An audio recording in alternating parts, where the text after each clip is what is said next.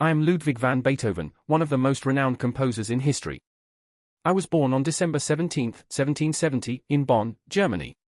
My life was filled with music, creativity, and overcoming challenges. From a young age, music was my destiny. My father, a musician himself, pushed me hard to develop my talents, hoping I would become a prodigy like Mozart. By the time I was a teenager, I was already performing in public and composing my own works. At the age of 22, I moved to Vienna, the heart of European music. There, I studied with famous composers like Joseph Haydn, but we didn't always get along. I was a bit stubborn and wanted to do things my own way. When I was in my late 20s, I began to notice something that filled me with dread: my hearing was starting to fail. Imagine, a composer who cannot hear. It was a terrifying and heartbreaking experience, but even as my hearing worsened, I continued to compose. One of my most famous pieces is the Ninth Symphony, which includes the Ode to Joy. What many people don't realize is that I composed this masterpiece when I could barely hear a single note.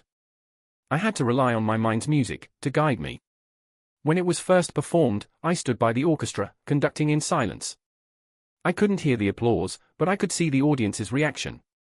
They were moved, and that meant everything to me. My Third Symphony, also known as the Eroica, was originally dedicated to Napoleon Bonaparte.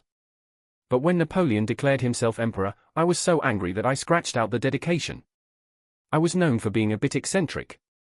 My hair was always wild, and I often walked around town mumbling to myself, lost in thought about my music.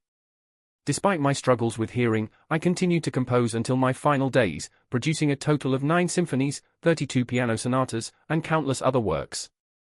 I never married. I fell in love a few times, but it seems my true love was always music. My immortal beloved is still a mystery, as I never revealed her true identity.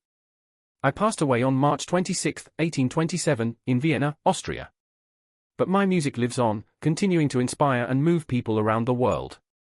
Remember me not just as a composer, but as a man who faced great obstacles and still created beauty that will last forever.